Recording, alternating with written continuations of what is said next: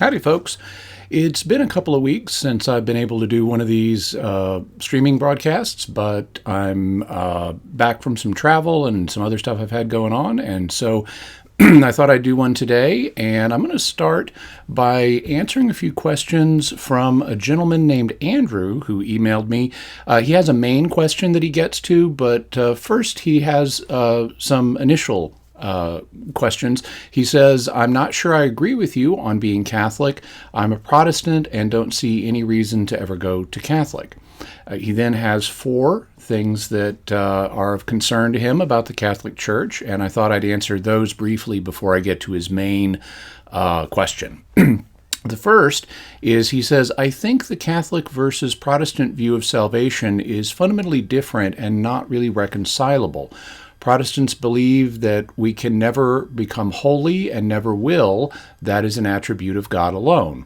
But God counts us as acceptable through imputation.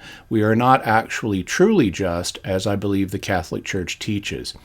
I think there's actually more common ground here than you may be aware of, Andrew. And in fact, I have a book that I'd recommend that I wrote all about this. It's called The Drama of Salvation. You can check that out. In terms of what I'd have to say briefly, though, Catholics and Protestants actually agree on quite a bit here. We both agree, for example, that God makes us legally righteous when He justifies us. He forgives our sins. He declares us righteous. And so we both agree that we have legal righteousness.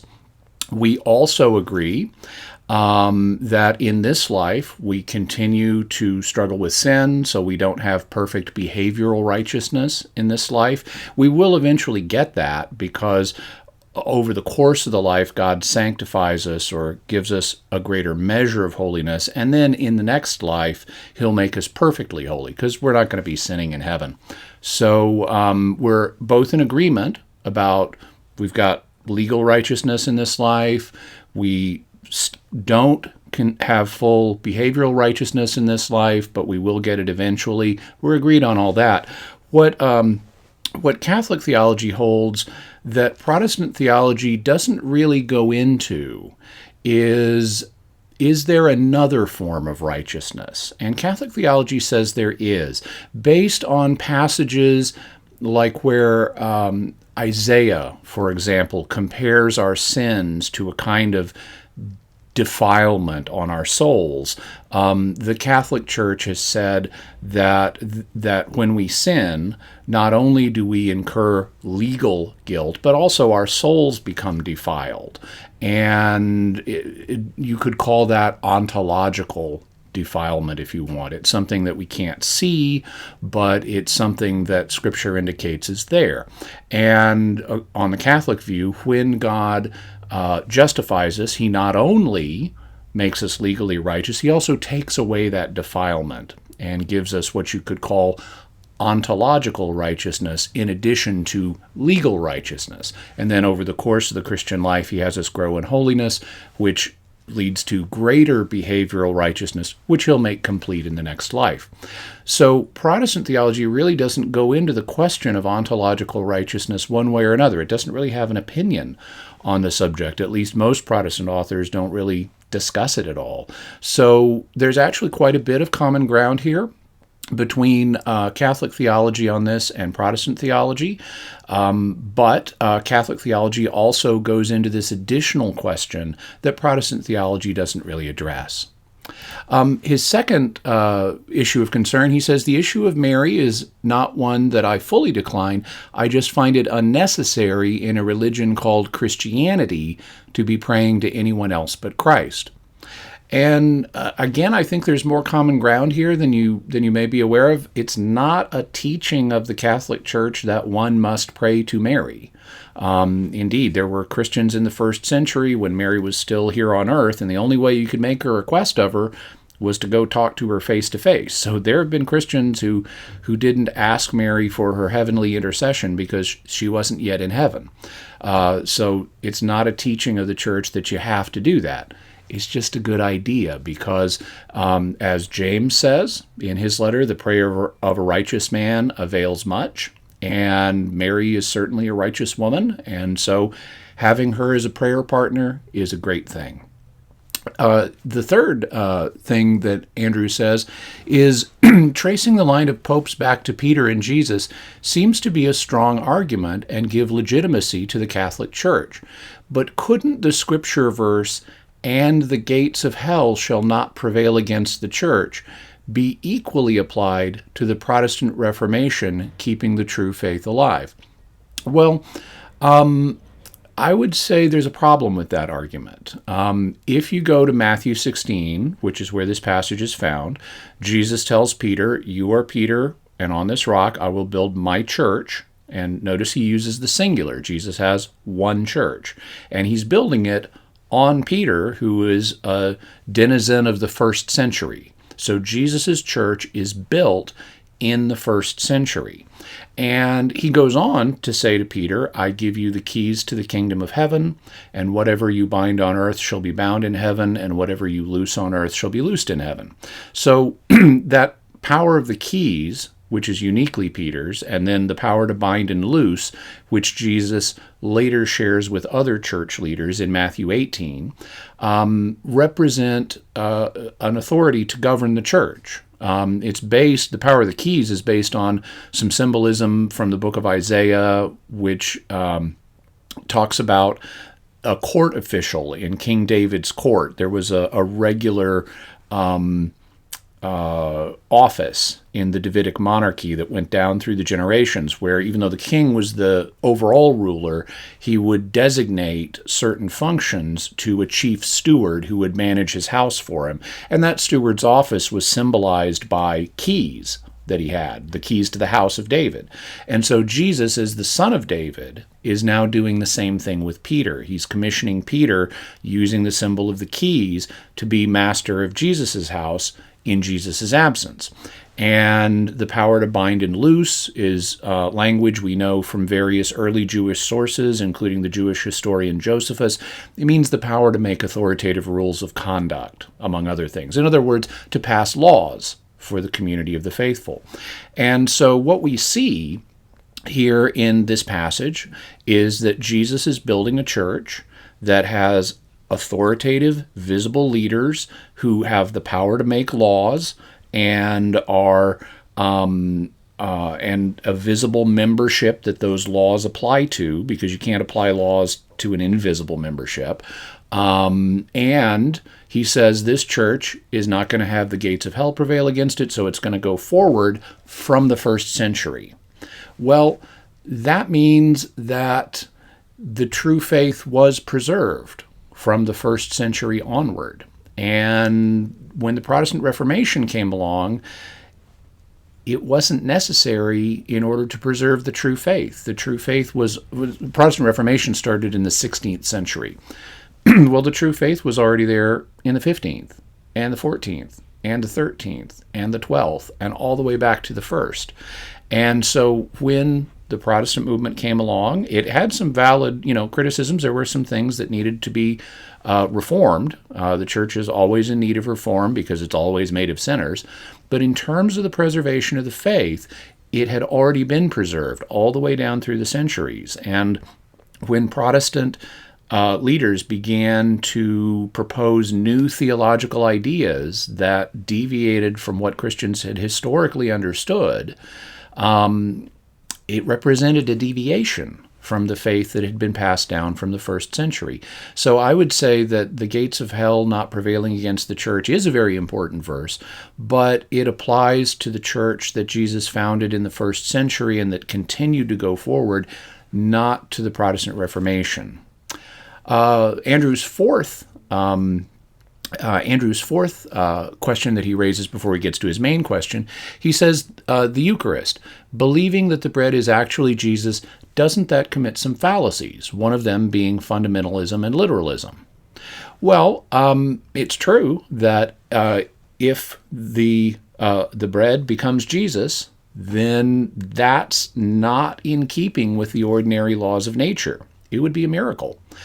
But the same thing is true of every other miracle. Like Jesus rising from the dead, that's something that doesn't ordinarily happen. Or Jesus ascending into heaven, that's something that ordinarily doesn't happen. Nature does not produce those things.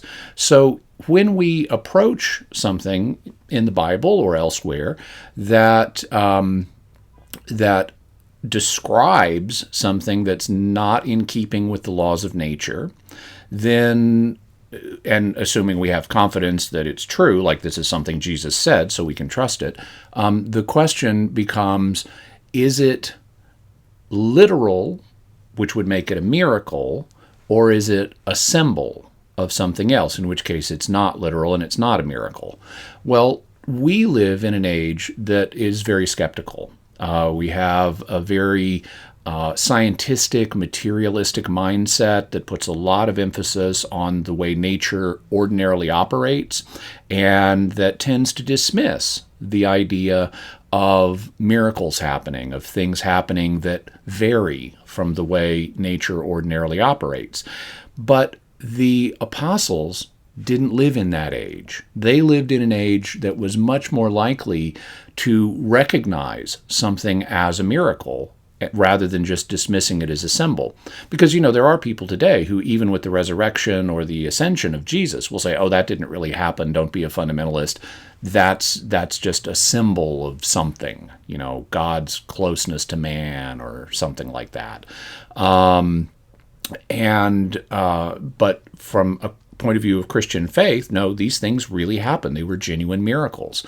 And if you're a Christian and you're willing to recognize the existence of miracles, then you need to take it seriously when Jesus says, this is my body and this is my blood.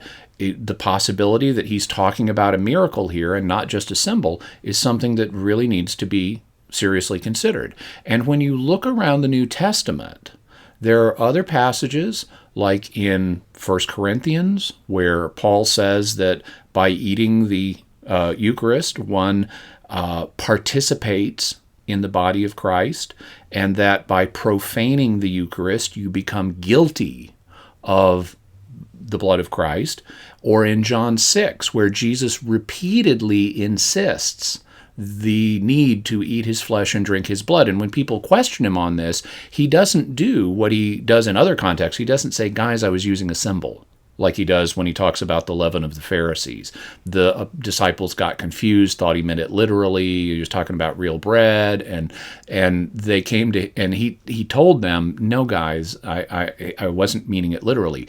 But here in John 6, when people question this and reject this, he doesn't back down. He doesn't say it was a symbol. He underscores it again and again. And some of his disciples who had been traveling with him quit at that point. And he let them go. And he even turns to the 12 and says, do you want to go too? He's basically telling them, if you don't accept this, then get out of here. And Peter replies, well, you have the words of eternal life. We've come to believe and to know that you're the Holy One of God. And so even though it's a hard saying, they're willing to accept it. And they, at this point, since the Eucharist hasn't even been instituted, they're undoubtedly not sure exactly how this is going to be fulfilled, but they're willing to take Jesus at his word. And so then later, when he does institute the Eucharist, that's the context. He's already told them, you need to eat my flesh and drink my blood. He's underscored it repeatedly. And these men who had themselves performed miracles in Jesus' name were more inclined to see this as a miracle than as just a symbol. And that's the way the early church understood it too. So there's more that can be said about that, but I want to get to your main question, Andrew. Here's what he has to say. But anyway, this email has nothing to do with any of that. I've been debating atheists online lately, and I noticed Christopher Hitchens replied to the cosmological argument like this. The reply goes something like this. Does the cosmological argument, the Big Bang, that something came from nothing, lose its impact in view of current facts that everything right now is flying into nothingness? And Andrew says, okay, the universe is still expanding from the Big Bang. Do you think it's slowing down or speeding up? I was surprised to learn the expansion of the universe is actually speeding up, and it is moving faster than the speed of light. And Andrew's quite correct there. The latest cosmological evidence indicates that the universe is expanding from the Big Bang in a way that's accelerating. It's getting faster, and at least across cosmological distances, that expansion does take place in a way that, at least to earthbound telescopes, appears faster than light. Really, each individual section of space is expanding slower than light. But when you add up all that distance with all those individual sections of space expanding at a slower than light speed, that overall expansion adds up to something that's faster than light. At least that's how it appears, even though each local area is expanding slower than light. Anyway, Andrew says, so the real question is, going back into Christopher Hitchens' voice, I guess. So the real question is not what it came from, nothingness, but rather what is it expanding into? Nothingness. So you theists are pointing backwards to some distant ancient miracle when the real mystery is going on right here and now in the present. You have a universe which has a radius of 46.5 billion light years, which is expanding and flying out into nothingness faster than the speed of light and increasing. So the real mystery is taking place right here and now. So coming from nothing isn't such a big deal now when you consider everything is flying into nothingness all the time. So there was no creation in the past. It's all still being created right now, continually expanding and creating right now, and phenomenally fast and big. And Andrew says, I'd be interested to know what you think and believe. Well, I'll be happy to share my thoughts on that with you. I would say, I guess first I need to mention that there's more than one version of the cosmological argument. The cosmological argument for God's existence is a set of arguments, really, that all take the existence of the physical, observable universe as their starting point. And from that, they reason that God is needed in order to explain the existence of the cosmos. That's why it's called the cosmological argument. But there's really several different ones. The version that Andrew and Christopher Hitchens are talking about is a variant known as the Kalam cosmological argument. And the Kalam cosmological argument says the universe had to have a beginning in time, and everything that has a beginning has a cause. Therefore, the universe has a cause. And then you can, from there, reason that the cause must have been God. God, though, doesn't need a cause because he didn't have a beginning in time.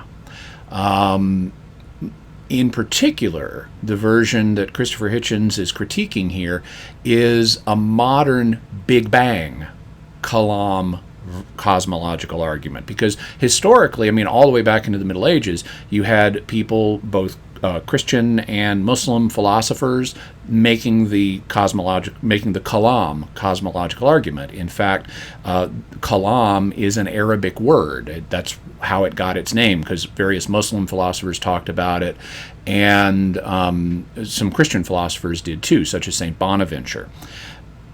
They didn't know about the Big Bang. So you don't have to have the Big Bang in order to make the Kalam cosmological argument. The discovery of the Big Bang in the 20th century gave new impetus to this argument, because scientifically, hey, it looks like the universe had a beginning.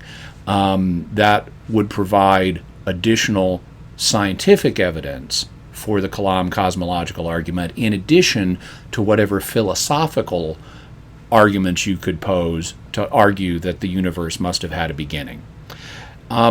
So I want to note that the Big Bang version of this argument is not necessary for the overall cosmological argument for God's existence, which is really a set of different arguments. Even if Christopher Hitchens' rebuttal on this one worked, it wouldn't disprove other versions of the cosmological argument. Now, I should note that I think the Big Bang evidence is interesting and does provide evidence, but I don't think it's conclusive, because it's possible that there may have been something before the Big Bang. The Big Bang looks like a beginning, but it's not necessarily the beginning. This is something that was pointed out, for example, by Father Georges Lemaitre, the Belgian priest who formulated the idea of the Big Bang. That, even though the evidence looks like it's a beginning, we can't prove yet, at any rate, that there was nothing before that. There may have been something before it. So the Big Bang is consistent with the idea that the universe has a beginning, but it doesn't prove that the universe has a beginning. So I don't overly rely on the Big Bang version of this argument myself. Also, I don't rely on the cosmological, the Kalam cosmological argument to a great extent either, because I go along with Thomas Aquinas, who said that even though it's true that the universe has a beginning, God could have created a universe with an infinite past and no beginning. That's something that's within the power of divine omnipotence to do. And so even though it's true that the universe has a beginning, that's something that's a truth of theology rather than something we can prove by philosophy. And so I share Aquinas' opinion on that. My preferred version of the cosmological argument is different. Instead of saying that the universe had to have a beginning and God's the cause of its beginning, I want to say the cosmos exists right now. Why? What's causing it to exist right now? Now, you could say natural law, conservation of mass and energy or whatever. Okay, why is there natural law? Why does that exist? And unless you want to build an infinite stack of explanations, which ultimately explains nothing, that stack of explanations needs to terminate somewhere. There needs to be a peg that everything else hangs on, that secures everything, like a painting on a wall. And that peg, the ultimate cause of natural law and the cosmos and everything that exists, that peg is God. And so that's, in nutshell form, that's the version of the cosmological argument that I would prefer. And I actually would loop that back to Christopher Hitchens' rebuttal here. So the universe is flying into nothing. It's not literally true. It depends on what you mean by nothing. But certainly we do see, because of the expansion of the universe, space expanding. There appears to be new space that wasn't there before, and that's continuous creation. So my point is, how does one miracle neutralize another miracle? If we have space being created out of nothing right now, that's a miracle. That's an ongoing miracle. That needs an explanation just as much as the beginning of the universe does, the original creation. We need an explanation for the ongoing creation of new space. And so I don't think that Christopher Hitchens' rebuttal to the Big Bang Kalam cosmological argument is particularly persuasive. To me, it just amplifies it. We've got an ongoing miracle that needs of creation, that needs explanation just as much as the initial moment of creation does. So I would say it doesn't take the edge off it. I'd say it compounds the problem from an atheistic perspective. So that's what I'd have to say, Andrew, and I hope that helps. And having said that, let me move over and see if I have any questions. I'm going to try to scroll up as far as I can. Let's see. Elisha says, are natural disasters due to the fall of Adam? Well, there obviously have been people who have proposed that. It's not a teaching of the church that that's the case. What the church acknowledges is that human death entered the world because of the fall. And various theologians down through the ages have said, okay, that's what death came to affect us because of the fall, but the rest of creation is different. So lions before the fall still would have eaten prey animals, and viruses still would have gotten into things. We had some special protection from death because of the grace God gave us, but that's us. Not everything in creation was like that. And even if you were to take the text of early Genesis literally, it already shows a universe that's subject to entropy. Entropy is the tendency of, I'm going to put it kind of non-technically, but entropy is the tendency of things to wear down and break down over time. And if you look in Genesis, stars are shining. God made the stars to shine. And so stars don't shine without entropy, where energy is concentrated in the star and then it dissipates out. That's the process of entropy. Also, God gave Adam and Eve the right to eat fruit. Well, you don't need to eat unless you're expending energy, and you don't expend energy without entropy. So the very need to eat itself, again, illustrates a universe that's shaped by entropy. And given the knowledge we have from modern science, the very elements we have here on Earth were formed in stars. Hydrogen and helium formed on their own to some extent, but then the hydrogen gathered together in stars because of gravity, and the gravity compressed the hydrogen to the point that it began to fuse into new elements, including ones that are essential for life, like oxygen and carbon and phosphorus, and also elements that are very common here on Earth, like aluminum and iron and things like that. And these elements then had to get out of the star some way so they could form planets. And the way they got out is through supernovas. Eventually, the amount of hydrogen in a star isn't enough to keep it burning in the same way, and the star ends up exploding and throwing off huge shells of matter, including these new elements that it's fused. And actually, in the moment of the supernova, additional elements like gold get created. Gold only gets created in the moment of a supernova. And those elements then congealed into planets, and eventually life arose on our planet. And so just the fact that that we're here and made out of elements heavier than hydrogen and helium and such indicates that things like supernovas happened. And and therefore that things that we would consider natural disasters, like a big star exploding, did happen in the universe before the fall. Now, having said that, there's an interesting idea. Personally, I'm not a huge fan of this idea, but it's an interesting idea, proposed by the theologian Hans Urs von Balthasar. And his proposal was that even though these things like natural disasters and the deaths of animals and plants and stuff happened before the fall, they were still caused by the fall, so that God, in laying out the universe, could see that the first humans would reject his plan and they would fall from grace, and he then allowed death to come into the world at the very beginning, and all the disasters and things and all the supernovas and everything, and made them part of his plan in view of the fact that he knew man would fall. And so it is possible to say, well, even though these things happened before the fall, they still were because of the fall, because God is outside of time and he can take into account future things when affecting the past, because he does it all at once. So it's a possible idea, and some theologians have discussed it. So I hope that helps, Elijah. Let's see.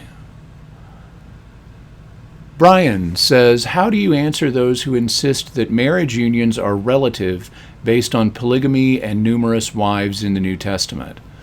Well, there are a few ways you could look at that. One way would be to say that the polygamous unions that are in the Old Testament were simply things that God tolerated.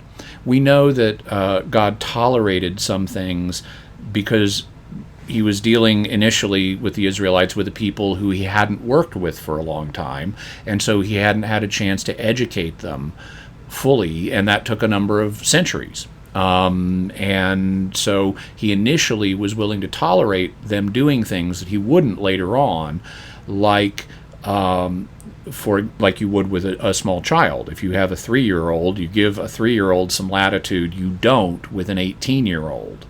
So as children grow in maturity, the expectations on them correspondingly grow.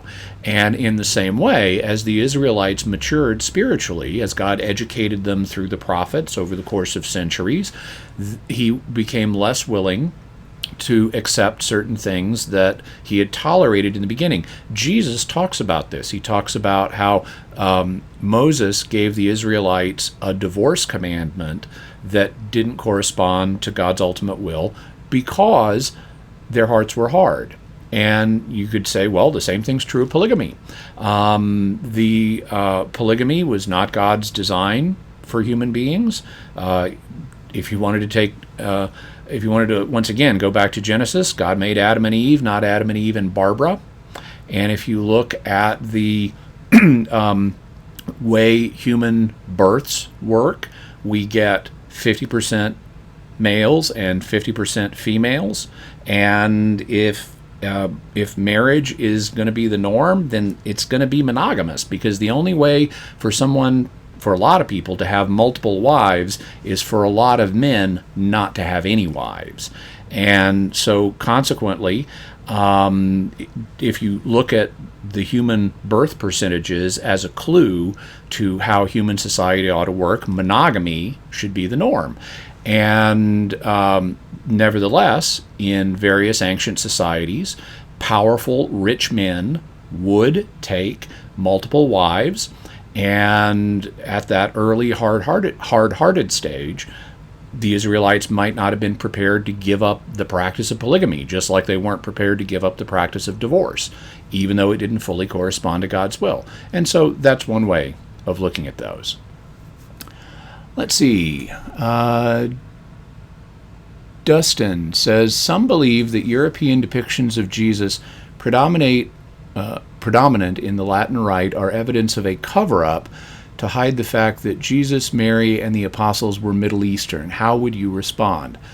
Well, I would say that if you look at a lot of European art, it does what art does everywhere historically. Historically, there wasn't an internet. They didn't have global telecommunications. They didn't have global travel.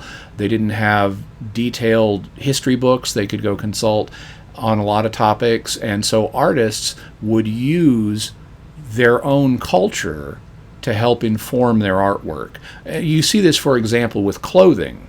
When you look at medieval paintings of Bible scenes, they're dressed like medieval Europeans. Well, why is that? Because they didn't have any reference books telling them what kind of clothing first century Jews wore. And so they just filled in the details based on their own culture. It was all they had to go on.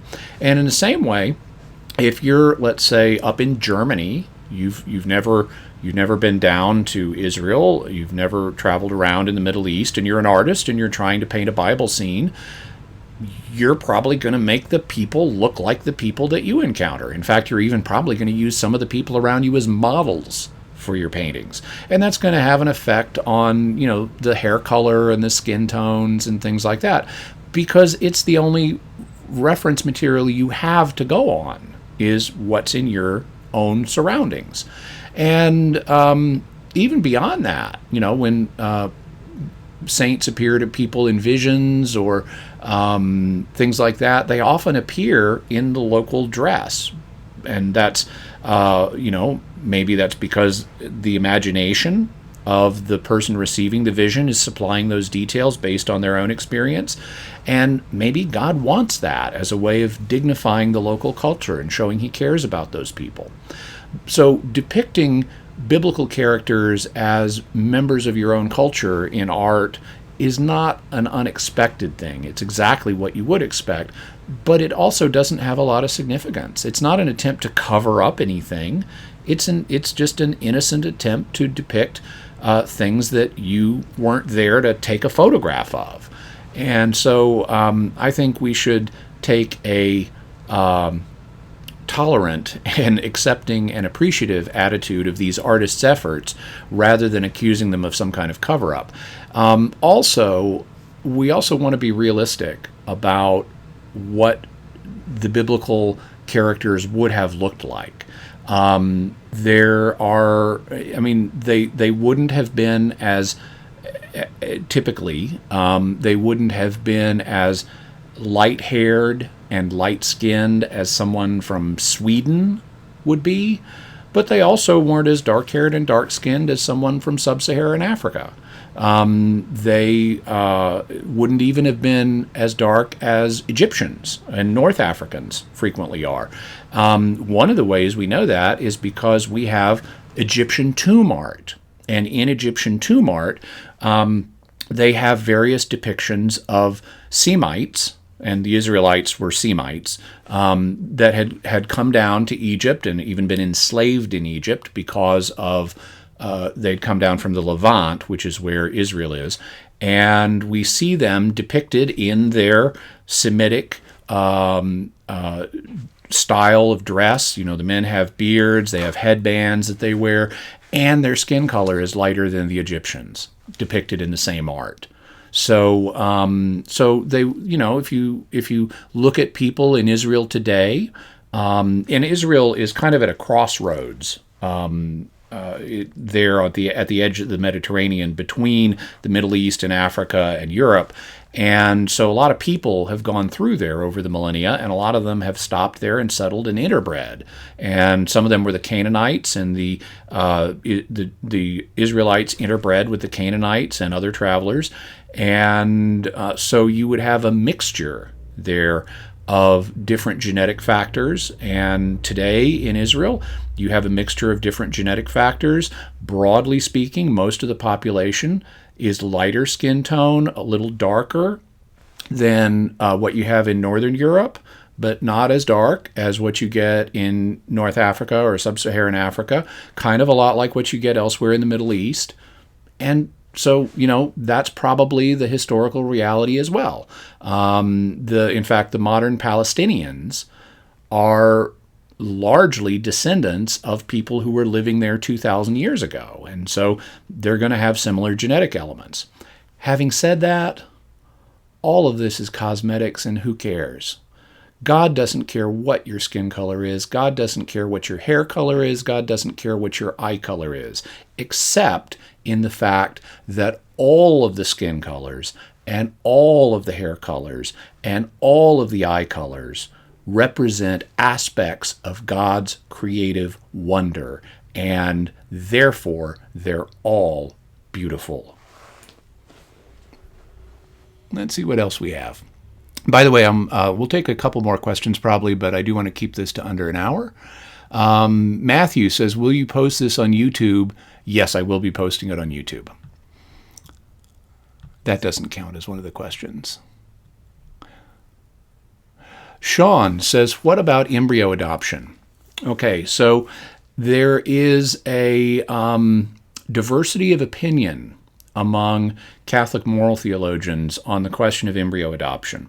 Some moral theologians will say that it's not legitimate because it's an interference in the way God designed human reproduction to work. So to take an embryo from wherever, from one woman's womb or from frozen storage and implanting it in another woman's womb, that's an interference in the human reproductive process. Other people, and this is my view, would say it's not. The reproduction has already taken place. That's a new human being. The only question is, are we going to care for it? And to my mind, a womb is effect. You could put it this way: it's the interior equivalent of a breast. And just like there's nothing wrong with having one woman nurse another woman's child, and that's happened all throughout history. There have always been wet nurses, and for good reasons in some cases, because not all women are able to produce milk, but that baby needs to be fed. And historically, before formulas and before other things, that meant using a wet nurse. And so I would also say that a womb is nature's equivalent of an incubator. An incubator is really generation one artificial womb. And there's nothing wrong with keeping a baby that needs to be protected in an incubator until it can survive outside that, and keep it nourished in the incubator through whatever means of nourishment need to happen in an incubator. And I would say the same thing applies to wombs. So I would say the reproduction has already taken place. You've already got the new human being. It's simply a matter of how are we going to care for this new human being. Let's see. Stephen says, I've used John 5:18 to show that Jesus made claims to divinity because you have the narrator saying he claimed equality with God. However, in the same stroke, grammatically, not literally the same stroke, you have the narrator saying Jesus broke the Sabbath. Is the first statement, Sabbath breaking, only an accusation, and the latter, claiming to be God, something he actually did? If Jesus did break the Sabbath, would that be a sin? Okay, so breaking whatever principles are involved in the Sabbath would be a sin. But the way I would look at this passage, taking the two statements independently, regarding the charge of breaking the Sabbath, that's how he was understood by his opponents. They understood him to be breaking the Sabbath. But if you look at other passages in Scripture, and this is a charge that's made against Jesus in multiple Gospels, there's a Sabbath controversy, I think, in every single Gospel. And sometimes more than one. And Jesus's attitude in these passages is, you guys have been misunderstanding the Sabbath. They've been applying it in an overly rigorous way that neglects other important values. And to correct this view, he tells them the Sabbath was made for man, in other words, to help humans, not man for the Sabbath. So if there's a conflict between human needs, which the Sabbath is meant to serve, and the way the Sabbath is observed, the human needs take priority. And that's why, for example, Jesus didn't have a problem with the disciples rolling grain in their hands to feed themselves on the Sabbath because they were hungry. And he didn't have a problem, that's a human need. And he didn't have a problem with healing people on the Sabbath because they need to be healed. They need their suffering ended. And if he's encountering them on a Sabbath, that's when he's going to heal them. So their suffering ends all the sooner. So Jesus' attitude was that he was not actually breaking the Sabbath. He was keeping the Sabbath according to the higher principles where it's oriented to serving human needs. And so you can do things to serve human needs on the Sabbath. And he, therefore, my understanding of his viewpoint would be that he didn't break the Sabbath. People may have thought he did. He was breaking their understanding of how the Sabbath should be kept, but he actually was honoring the principles of the Sabbath. So that deals with that statement. The other statement about claiming to be God, that's an inference that the evangelist John draws out for us. Jesus does say things, talking about his Father and so forth, that indicate he's the Son of God and is therefore fundamentally equal to God, and claiming to, and thus John fleshes out the implication that he was claiming to be God. And that implication was understood by Jesus' opponents because they then pick up stones to stone him. They thought he was blaspheming. So it's a valid inference. It's a genuine inference that even people at the time understood. But it's not something that Jesus said flat out. It is something that the evangelist makes clear for us. So I hope that helps. Let's see.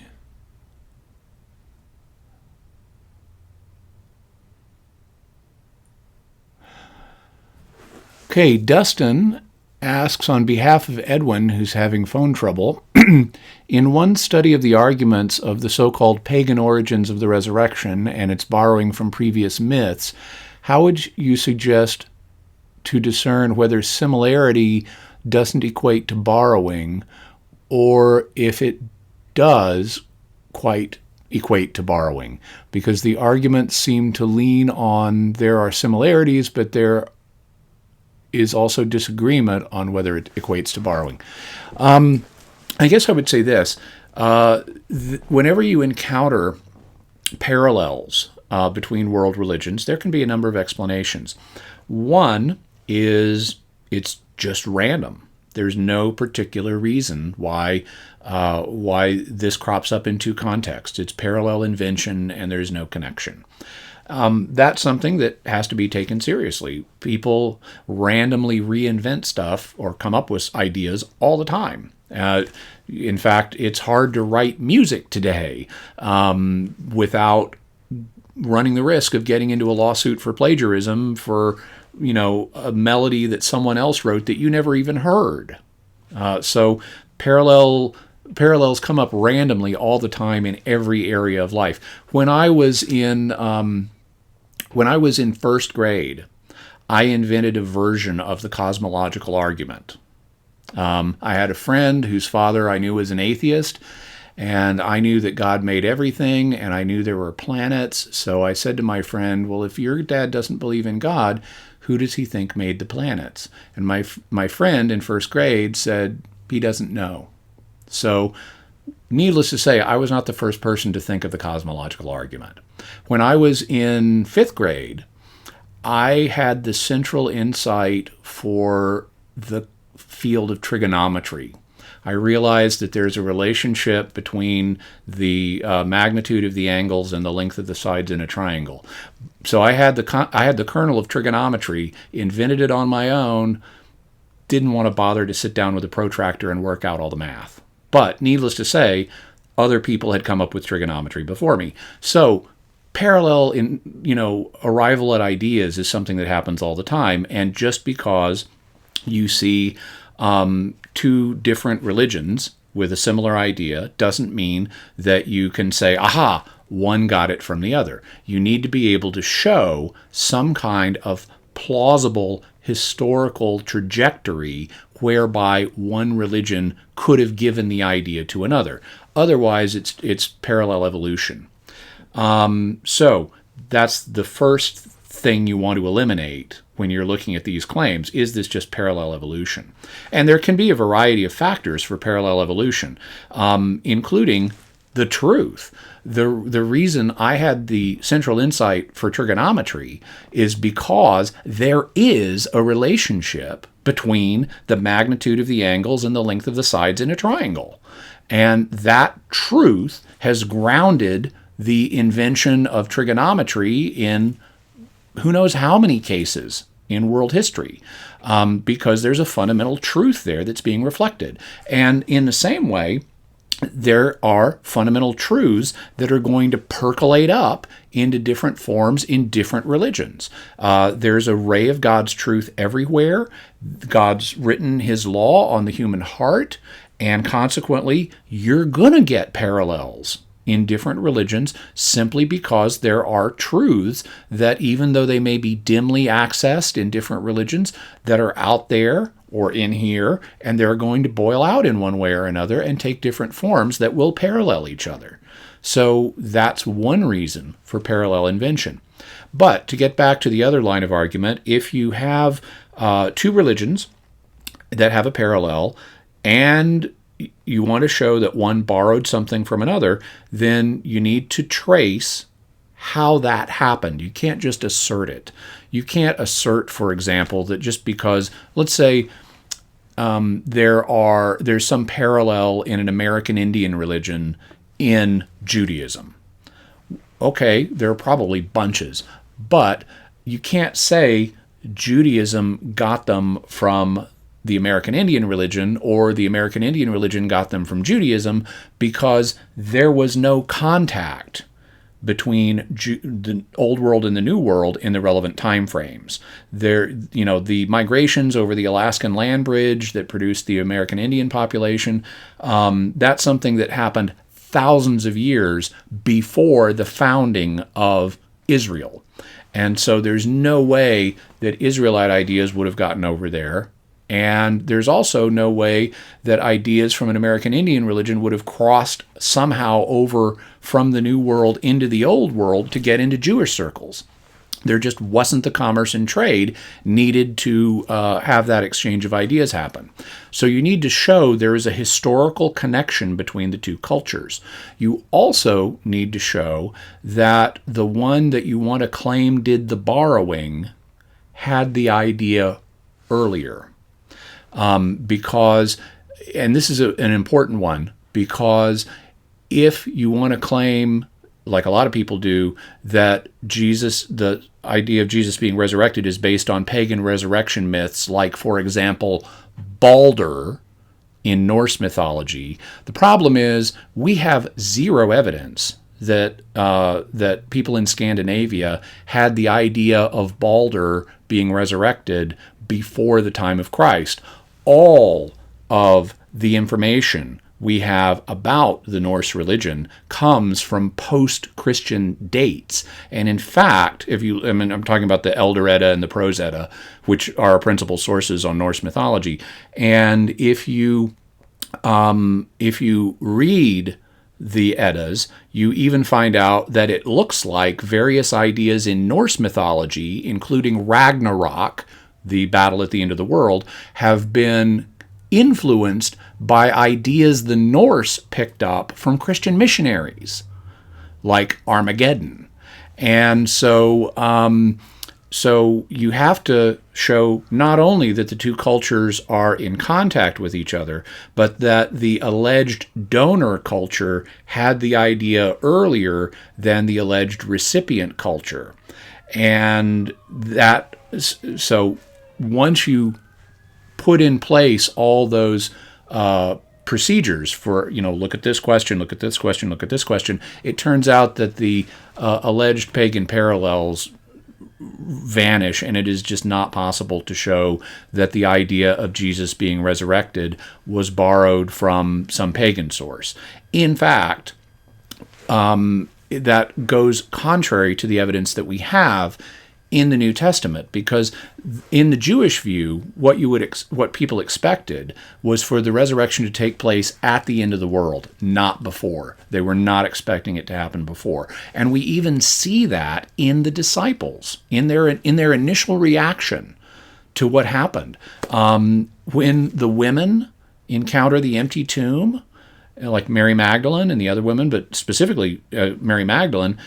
They think the body's been stolen. They don't leap to, oh, this is a resurrection. They think his body's been stolen. And then when Jesus actually appears to the disciples and they're seeing him, and so they know it's not the body's been stolen, they think he's a ghost. And he has to eat fish in their presence and get them to handle him to prove he's not a ghost, that he's really been resurrected. This is not what they were expecting. They don't have the idea of a resurrected Messiah floating around in their culture that they would then seize onto.